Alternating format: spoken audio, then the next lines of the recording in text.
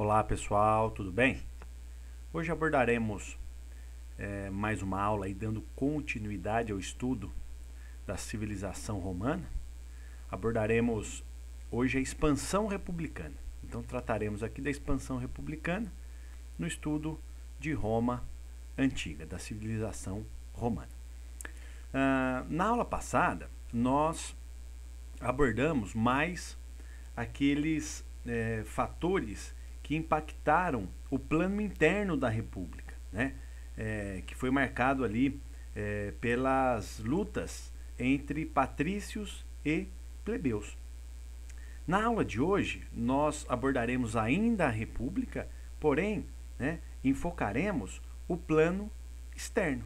E no plano externo, merecem destaque aí as conquistas militares, né? Merecem destaque a extensão do poder territorial de Roma, a princípio sobre toda a Península Itálica, aqui sobre a Península Itálica, e depois sobre toda essa região, sobre todo o mar Mediterrâneo, tá? Entrando aqui em rota de colisão com Cartago nas guerras púnicas, que nós estudaremos, né? A partir da vitória de Roma sobre Cartago, nós teremos o domínio de Roma sobre o mar Mediterrâneo e toda essa conquista territorial. Roma, a princípio, que na monarquia era esse território, né? Roma, durante a República Romana, estende todo o seu território para essa parte em amarelo, e no seu período imperial, né, Roma chega à extensão máxima do seu império. Beleza? Então vamos ver aqui as primeiras conquistas militares. A expansão romana, durante o período republicano, a princípio, ele se volta para a conquista da Península Itálica. E essa conquista da Península Itálica durou cerca de 2 séculos e meio, cerca de 250 anos. E um dos fatores, né, primordiais que levou a essa conquista da Península Itálica foi o fato de Roma contar com um exército bem preparado e um exército profissional. Então Roma tinha um exército profissional e bem preparado, um exército que era remunerado, um exército que era treinado. Isso possibilitou essa máquina de conquista que foi o mundo romano. A princípio, essa expansão militar de Roma então se dá sobre a Península Itálica, e depois nós temos a conquista do mar Mediterrâneo após a vitória nas guerras púnicas. Essa vitória dos romanos aqui nas guerras púnicas foi a vitória de Roma sobre Cartago. Cartago fica aqui, ó, nessa regiãozinha aqui no norte da África, era uma colônia fenícia, e o domínio do mar Mediterrâneo, quando Roma ainda era uma pequena cidade-estado, do mar Mediterrâneo ficava na mão dos cartagineses. E assim que Roma vai aumentando o seu poderio, que Roma vai aumentando a sua conquista, nós temos a colisão desses dois poderes, dessas duas forças aqui disputando o mar Mediterrâneo. Após a vitória romana nas guerras púnicas, nós temos o início de uma política imperialista por parte de Roma sobre o mar Mediterrâneo. Ou seja, Roma passa a dominar o mar Mediterrâneo. E aí, o mar Mediterrâneo abre várias portas, A gente vai ver que temos uma série de transformações na sociedade romana por conta da expansão militar e da expansão territorial dos romanos aí. O mar Mediterrâneo passa a ser chamado Mare Nostrum, que é o nosso mar. Então o mar Mediterrâneo passa a ser o mar dos romanos. E o ponto interessante é que essas transformações, a partir daí, nós temos um grande afluxo de riqueza e escravos para o mundo romano. E isso vai alterar, sobremaneira, a sociedade romana.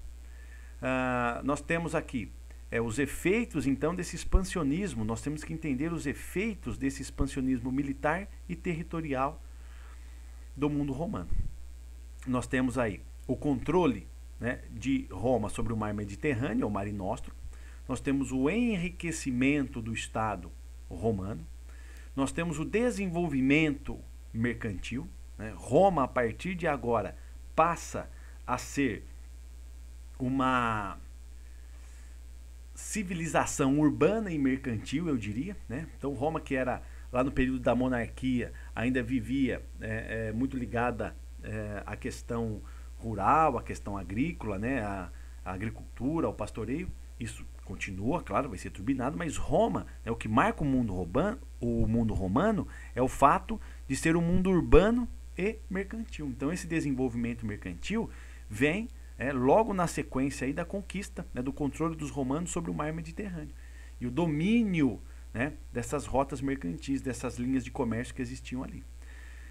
Nós temos o aparecimento de uma nova classe social, que são os chamados cavaleiros ou homens novos. Quem são esses cavaleiros ou homens novos? São comerciantes, são banqueiros, são arrendatários, são cobradores de impostos, né, os publicanos. E é uma nova, né, sociedade, uma transformação social. O fato de Roma expandir o seu território significa que Roma passa a conquistar e submeter inúmeros povos à escravidão. E aqui nós temos lá o aumento do número de escravos e a organização de uma sociedade escravocrata, juntamente com o desenvolvimento do sistema de latifúndio, ou seja, as grandes propriedades. Essas terras que eram conquistadas ficavam na mão dos patrícios, de alguns patrícios, né, de alguns generais, de alguns militares de alta patente e de alguns senadores. Então você vai concentrando, você vai conquistando terras, mas você vai concentrando essas terras na mão dos patrícios. E essas terras serão trabalhadas por escravos. Aí nós temos a fundamentação de um modo de produção escravista, ou seja, Roma passa a depender cada vez mais dessas conquistas, né? Por meio dessas conquistas, o exército romano vai garantindo, né, um grande afluxo de riquezas, escravos e a incorporação de novas terras para a agricultura no mundo romano.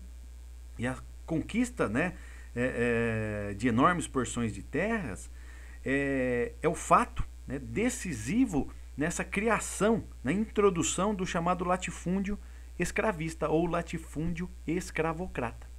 Tá? Então essas conquistas, elas alteram o mundo romano, principalmente através da introdução do latifúndio escravista, e do latifúndio trabalhado por escravos. Nós temos aqui, né, esses escravos, eles não aceitam essa dominação de uma maneira tranquila, né? Os escravos eram considerados no mundo romano uma mercadoria, equiparados a objetos e animais, muito similar àquilo que era o escravo lá no mundo grego, no mundo da Grécia Antiga, né? E aí no mundo greco-romano nós temos a constituição, né, desse modo de produção escravista, né? Ou seja, são sociedades que dependem do trabalho dos escravos.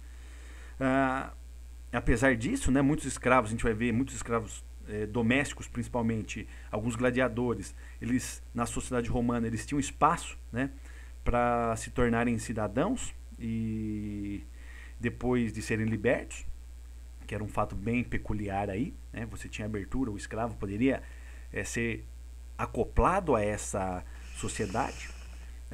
Uma outra questão, né, aqui é essa questão de Roma se transformar num vasto império territorial, né? Ou seja, com as conquistas aí no mar Mediterrâneo, vai se ampliando o contato do mundo romano com outras culturas, sobretudo com a cultura grega.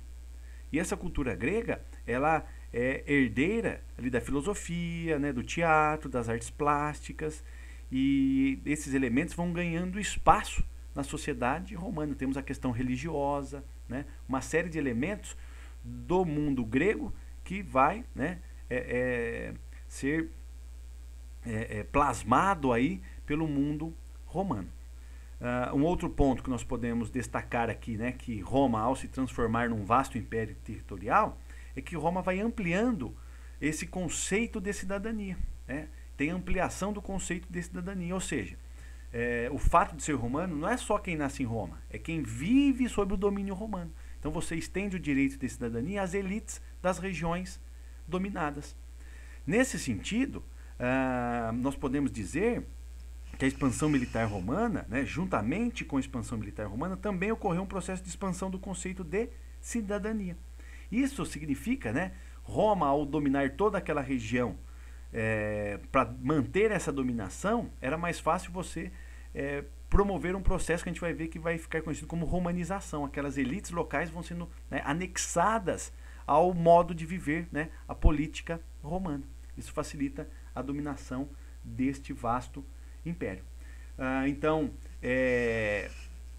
emblemático, né, tem que ficar evidente aí para vocês que as conquistas territoriais e militares, elas irão provocar uma alteração significativa da sociedade romana. Então, tem o aumento do luxo, né, aumenta o luxo, a riqueza, o número de escravos disponíveis, temos o aumento aí dessas grandes propriedades, né, dos latifúndios trabalhados por escravos.